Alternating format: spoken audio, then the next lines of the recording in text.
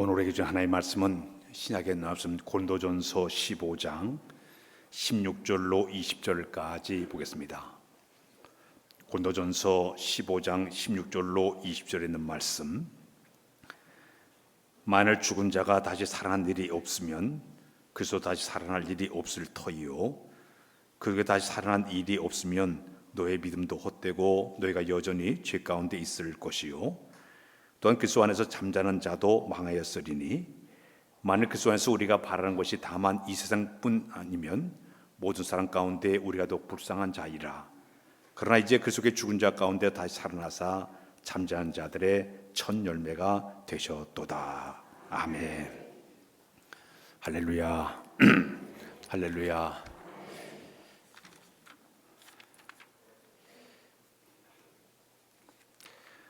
오늘 이 부활의 이 아침에 부활의 주님께서 이곳에 오셔서 여러분을 만나는 축복의 시간이 꼭 되시기를 바랍니다. 우리 기독교 신앙은 예수님께서 다시 살아나신 것을, 그 사실을 그대로 믿고, 그리고 그 부활의 신앙을 입술로 고백을 하고 그 부활의 신앙을 널리 증거하는 종교가 바로 우리 기독교라고 볼 수가 있습니다.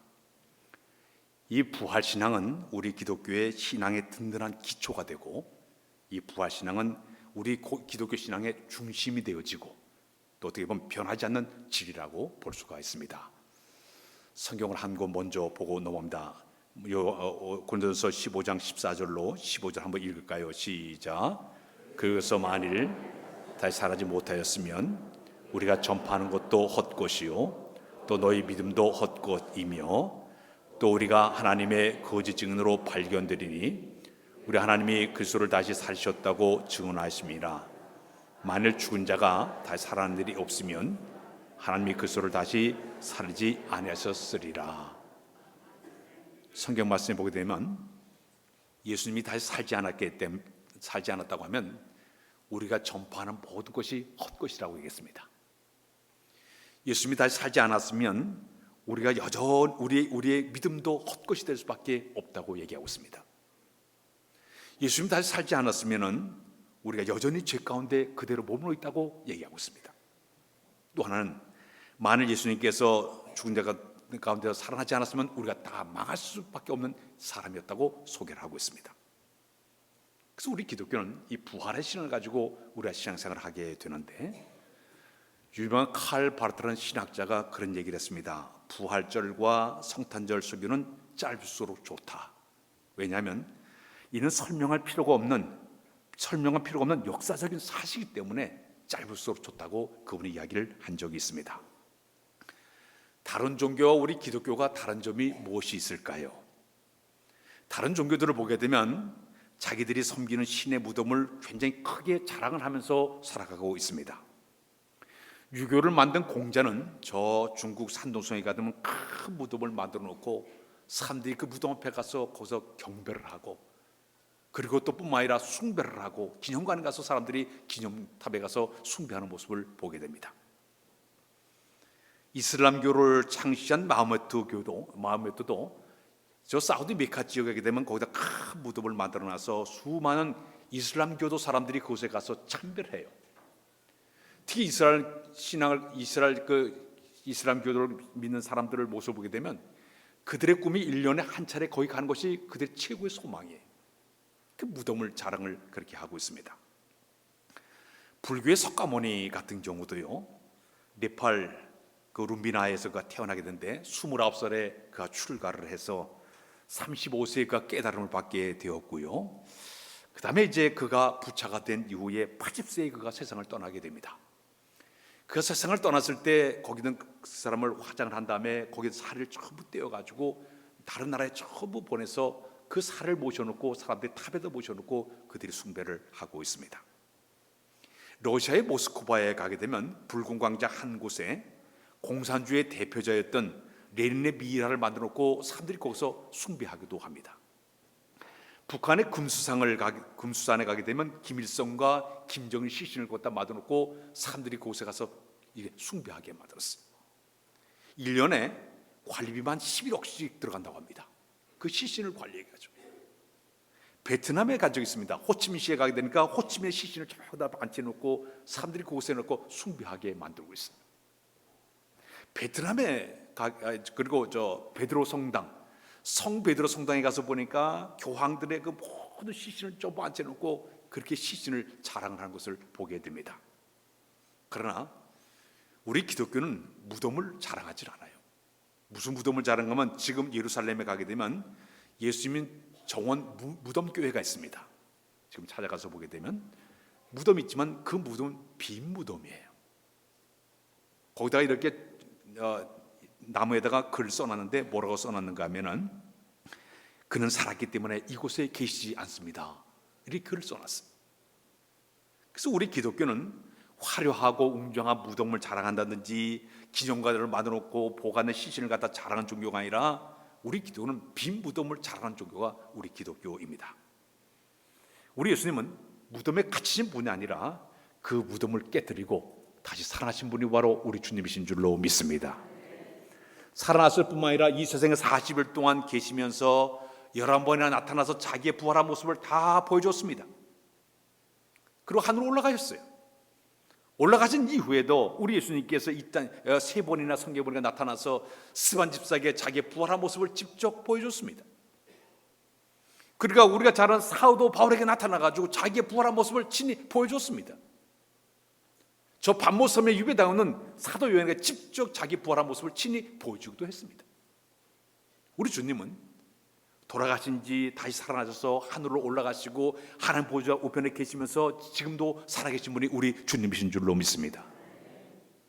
이 부활 아침에 하나님께 우리 주신 이 부활의 사건을 통해 주신 은혜의 말씀이 있다고 하면 첫 번째는 뭐냐면 예수님의 부활은 승리의 신앙을 우리에게 가르쳐주는 줄로 믿습니다. 따라서 할까요? 승리의 신앙. 우리 예수님을 죽이기 위해서 마귀는 치밀한 계획을 짰습니다. 어떻게 짰는가 하면 제일 먼저 예수님의 12 제자 가운데 가룟유다의 마음속에 예수 팔려는 생각을 그 속에 집어넣습니다. 그 자기 스승을 은 30명에 팔아먹습니다. 그뿐만 아니라 당시의 종교 지도자들을 총동원해서 예수님을 죽이는데 합세하게 만듭니다. 당시 종교 지도자들은 그 당시에 제사장과 서기관과 장로들이에요. 이 사람들은 가만히 볼 때 예수님이 살아생전에 계속적으로 해치한 무덤 가져갔다고 그들의 잘못된 외식적인 신앙을 계속적으로 비난했습니다. 그게 눈에 가시 같은 존재인데 지금 이 가룟유다가 자기 스승을 팔아먹고 나서부터 그들이 마음에 하나가 딱 뭉쳐져 가지고 예수를 죽이는데 그들이 협조하기를 시작을 하게 합니다. 특히 이 예수님 자신 눈에 같은 존재이다 보니까 저 예수를 죽여버려야만이 우리가 종교적인 실익을 얻게 되기 때문에 죽여야 되겠다, 그런 마음을 품게 만듭니다. 세 번째는 누구의 마음을 움직였는가 하면 당시에 로마 총독이었던 빌라도라는 사람을 찾아가서 그를 포섭하게 됩니다. 이 빌라도는 한 번도 예수를 풀어줄 수 있는 기회가, 자기 부인의 꿈을 통해 풀어줄 기회가 있었는데 불구하고 군중들의 소요 때문에, 정치적인 야욕 때문에 예수를 십자가에 죽는데 그가 할 수 없이 죄가 없인 예수님을 내버려 두게 됩니다.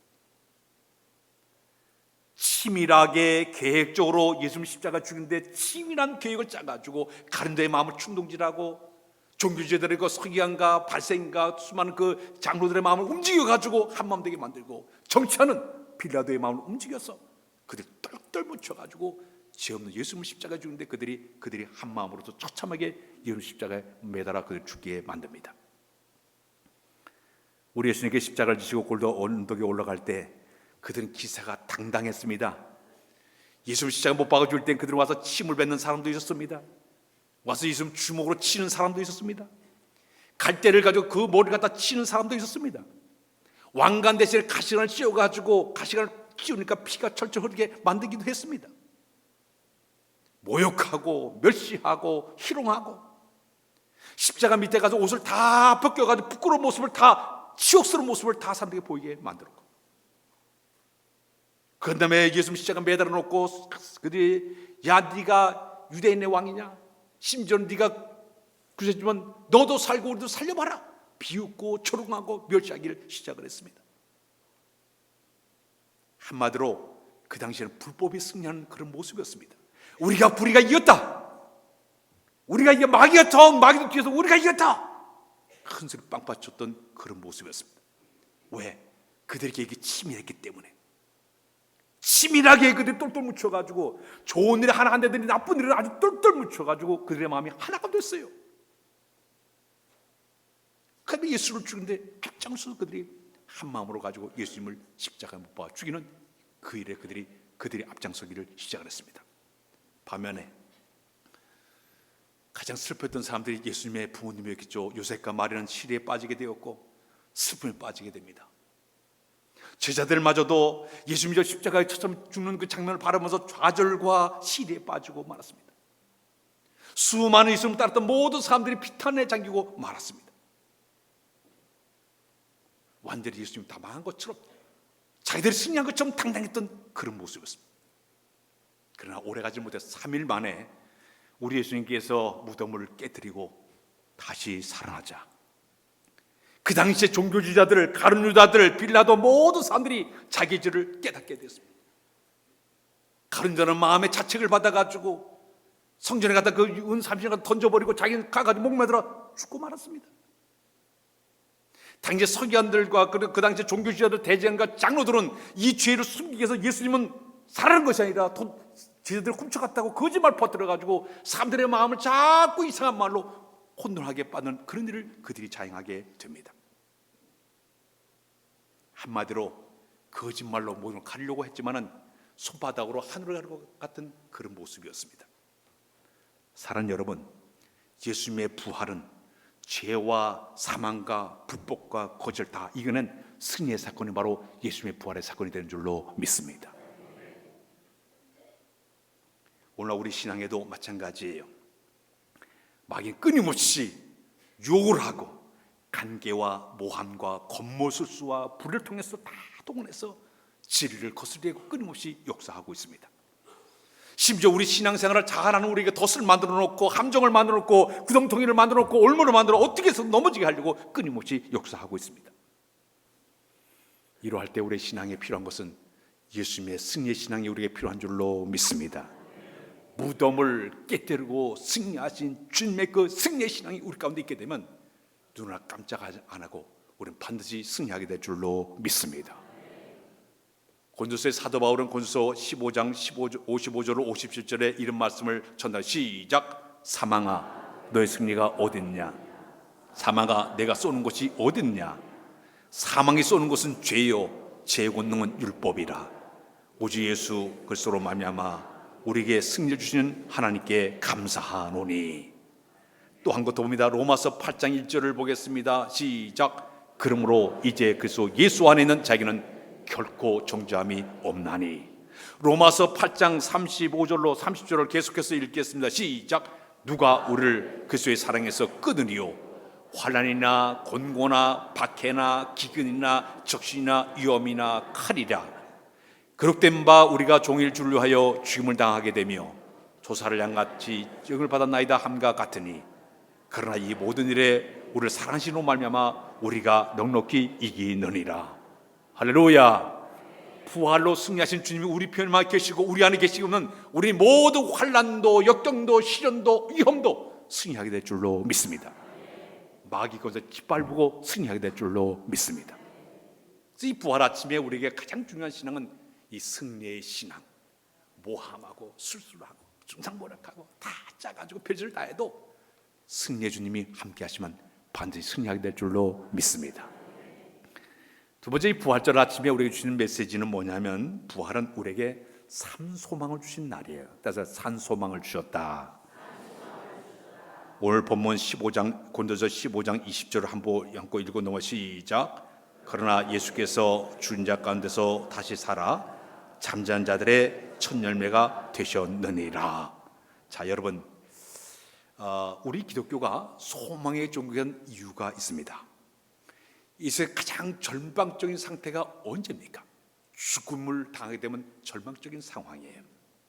그런데 이 예수님의 죽음 후에 부활의 역사는 어떤 일인가? 부활은 이 죽음은 끝이 아니라 새로운 시작이 된 것을 우리에게 소망으로 보여주신 사건이에요. 그 이유는 예수님이 돌아가신 3년 만에 부활로 승리하심을 통해 가지고 죽는 거 끝나는 것이 아니야. 죽음 다음에 다시 살아나심을 통해 가지고 승리의 역사를 보여줌을 통해서, 부활하심을 통해 가지고 산 소망을 위해 보여주는 것이 바로 예수님께서 우리에게 보여준 하나의 사건이었습니다. 우리 예수님 부활하신 다음에 40일 동안 이 세상에 계시면서 11번이나 나타나서 자기의 부활한 모습을 직접 다 보여줬습니다. 막달라 마리아에게 보여줬습니다. 여러 여인들에게 자기의 부활한 모습을 다 보여줬습니다. 베드로에게도 자기의 부활한 모습을 보여줬습니다. 엠마오 길에 시리에 찬 제자에게 나타나서 자기의 부활한 모습을 보여줬습니다. 다락방에 숨어있는 제자를 찾아와서 너희의 평강이 있으시다 하시면서 그들에게 부활한 모습을 다 보여줬습니다. 도마에게는 내 손을 내 손바닥에 넣어봐라, 옆구리에 넣어봐라, 직접 부활한 모습을 다 보여줬습니다. 심지어는 7명의 제자들과 함께 아침 식사를 함께 나누면서 부활의 산 증거를 그들에게 다 보여줬습니다. 그러자 이 모든 제자들과 그 당시 초대교회 성도들은 신앙이 확 바뀌어지게 됩니다. 부활하신 예수님 하늘로 승천한 장면을 500명의 사람들이 바라봤습니다. 그 다음에 그 500명의 모든 사람들의 마음속에는 아하, 주님은 돌아가신 분이야, 살아계신 분이야. 죽음 이후에 승리의 역사에 되는 사실을 그들이 믿다 보니까 그들의 마음속에는 절대 절망이 없었습니다. 산 소망을 가지고 그들은 당당하게 부활의 주님을 사방곳곳 다니면서 전하기를 시작을 했습니다. 그들은 어느 곳에 가든지 나는 부활한 주님을 만났습니다, 직접 만났습니다. 그들이 나가서 막 증거하기를 시작을 했습니다. 전하다가도 때로는 매를 맞기도 하고 돌에 맞기도 하고 맹수밥이 돼도 전혀 그 믿음은 꺾이지 않았습니다. 왜? 예수님이 부활의 첫 열매가 되었기 때문에 예수 부활이 내 부활이라 믿게 된 줄로 믿습니다. 그러니까 그들의 신앙은 흔들리지 않았어요. 죽음도 무서워하지 않았어요. 우리 예수님의 부활을 목격한 제자들의 순교 이야기를 보게 되면 12명의 제자들, 가룟 자는 자살했지만은 야고보 같은 경우는 헤롯 아그리파 왕 2세가 최초에 목이 잘려가지고 순교를 당했습니다. 그 다음에 베드로는 로마에 가서 거꾸로 십자가에 매달려 순교를 당했습니다. 안드레 같은 경우는 파들라스에 가서 나무에 매달려가서 그는 순교를 당했습니다. 필립 같은 경우는 87세의 히에라볼스가 십자가형에 그는 순교를 당하고 말았습니다. 도마는 인도에 가서 복음을 전하다가 거기서 산채로 그냥 불에 타가지고 화형으로 그는 순교를 당하게 되었습니다. 바돌로메는 인도와 아르메 지역에 전도하다가 카스피의 그곳에 가서 그는 십자가의 형태로 죽음을 당하고 말았습니다. 작은 야고보는 예루살렘 성전 꼭대기에 올라가 던져진 다음에 떨어지자 그들이 매를 때려가지고 매 맞아 죽은 사람이 바로 그 작은 야고보였습니다. 시몬은요, 애국과 그 다음에 북아프리카에서 전도하다가 시리아 사람들이 끌려가서 그도 십자가 형태로서 그도 순교당하게 됩니다. 다데오 같은 경우는 시리아와 페르시아의 복음을 전하다 아르메에 끌려가서 그도 순교당하게 됩니다. 마띠아도 아르메 지역에 가서 그곳에 가서 그는 십자가의 순교를 당하게 됩니다. 요한만 에베소에서 여실히 복음을 끝내 그는 자연사했지 나머지는 다 순교당했어요. 그러나 그들은요, 순교를 당하면서 전혀 눈을 깜짝 안 했습니다. 죽음을 무서워하지 않았습니다. 왜? 부활의 주님을 목격했기 때문에 나는 지금 죽어도 주님은 다시 부활해. 이 믿음이 그들을 강하게 작용했기 때문에 죽음도 불사하고 복음을 전하게 된 줄로 믿습니다. 사랑하는 여러분, 이렇게 예수님께서 이제 우리에게 이르 주신 이 삶 소망의 역사는 뭐냐면, 내가 살아가면서 여러 가지 복음 때문에 하나님을 위해서 내가 여러 핍박과 고난과 역경을 당한다 하더라도 내가 부활의 주님을 내가 만난 사람들은요, 소망 속에서 이 순간을 내가 견디게 되면, 이기게 되면 나에게 반드시 하나님께 위대한 상급이 준비되어 있겠지. 내가 죽은다 하더라도 다시 부활할 수 있겠지. 이 믿음이 우리 마음을 강하게 지배하게 되면 우리는 소망의 주님 때문에 삶 자체가 승리의 역사가 이루어지게 될 줄로 믿습니다. 팔복 가운데 마태복음 5장 11절로 12절에 복이 하나가 있는데 우리 읽어 시작.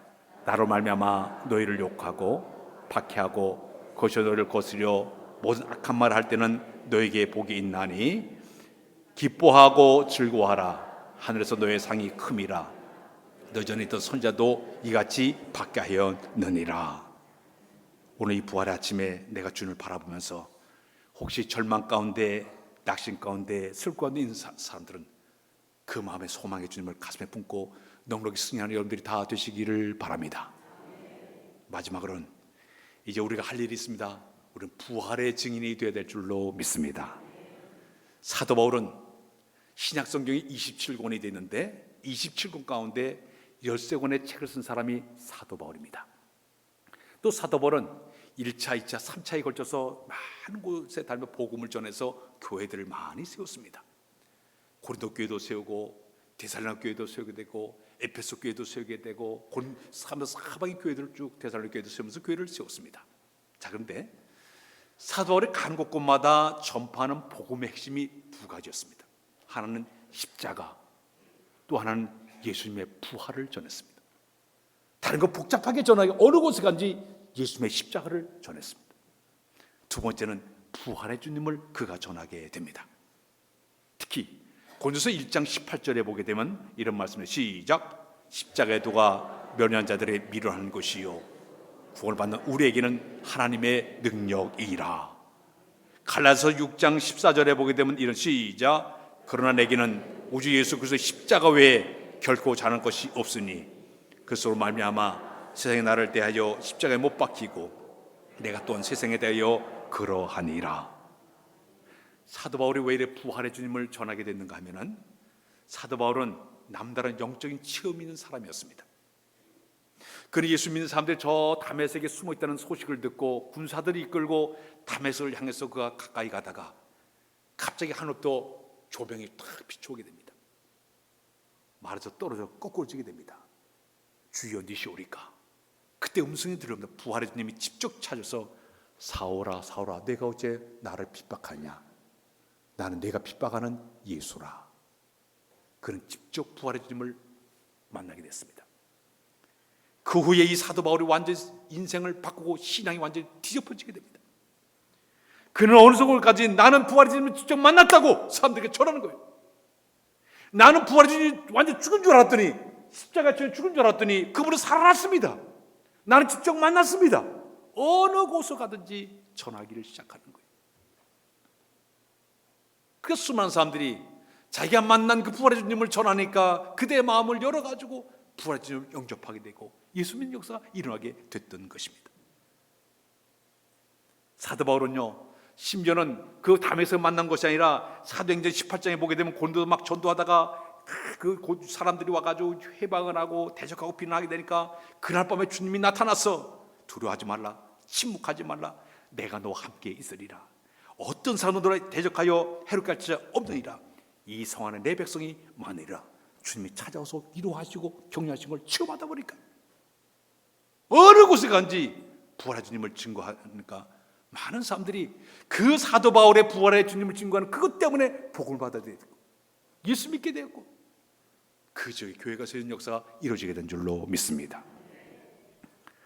사랑하는 여러분, 오늘 우리의 삶 가운데 필요한 게 있습니다. 이 아침에 우리도 부활의 주님을 직접 만나게 되면 우리의 삶이 바뀌어지게 될 줄로 믿습니다. 변화될 줄로 믿습니다. 그럼 그 후에 어떻게 됐을까요?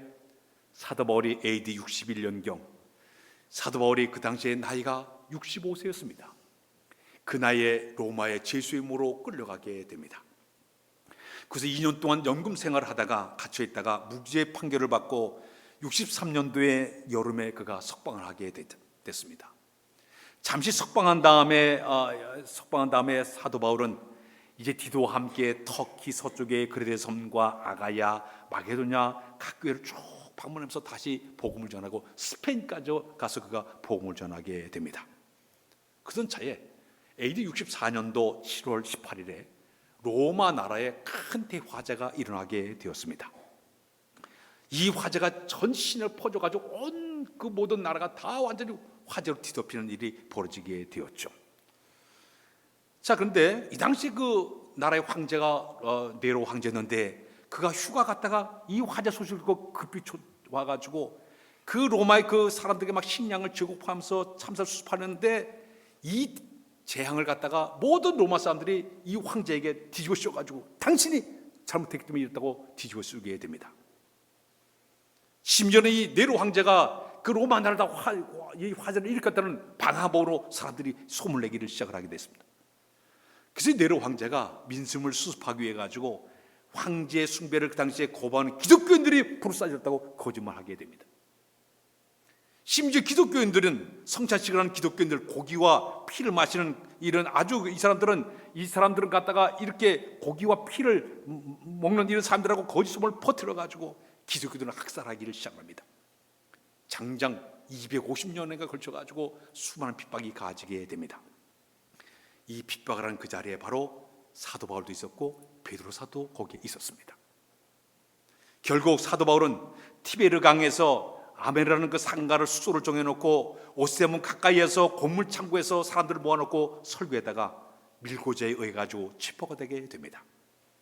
마침내 사도 바울은 쇠사슬에 묶여서 아르데메로 감옥에 갇히게 되었고, 마침내는 이제 신자들이 찾아가서 면회한 사람 누가와 그다음에 시종들 오네시모에는 만나지 못하게 됩니다. 디모데후서 4장 6절 7절에 보게 되면 전제와 같이 내가 벌써 부어지고 나의 때가 떠날 시간이 가까웠도다. 나는 선한 싸움을 다 싸우고 이제 믿음을 지켰으니 호로는 나를 위하여 의의 면류관이 예비되었으므로 주 곧 오로지 재판장이 나에게 주실 것이요 내게만 아니라 주의 나타난 사모하는 모든 자에게도니라. 마저 유언의 말씀을 남기게 되었고 끝내 사형 판결을 받게 됩니다. 이제 사형 판결 담은 지 2, 3일 후에 형장에 끌려가게 되었고 규정에 따라 가지고 매를 많이 맞습니다. 온몸을 매를 맞게 되고 뼈와 가죽만 남은 이 노구의 몸을 가지고 60이 훨씬 넘은 그 나이에 마침내 작두의 목을 걸리게 됐고, 작두가 내려와서 이제 여러분들 그 로마에 가게 되면 그 교회를 방문하게 되는데 그곳에 가서 목이 3번 떼굴떼굴 흘러간 장소를 방문하게 됩니다. 자, 여러분, 사도 바울은 죽음 앞에서 눈 하나 깜짝 안 하고 당당했습니다. 왜냐? 그는 부활의 주를 만났기 때문에. 죽음도 무서워하지 않았어요. 순교당하는 것도 무서워하지 않았어요. 매맞음도 견뎌냈습니다. 목이 잘려 순교하더라도 그는 영광스럽게 생각하는 바로 사도 바울의 모습이었습니다. 이 아침에 내가 부활의 주님을 만났으면 내가 만난 부활의 주님을 증거하는 여러분들이 다 되시길 바랍니다. 내 가정에 돌아가서 이웃에게 모든 사람이 부활의 주님을 증거해서 많은 영혼을 구원하는 여러분들 다 되시길 주의 이름으로 부탁드립니다.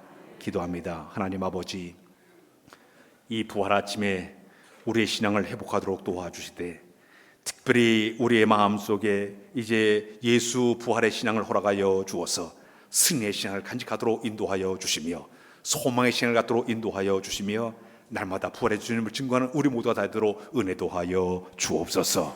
예수 그리스도의 이름으로 기도하옵나이다. 아멘.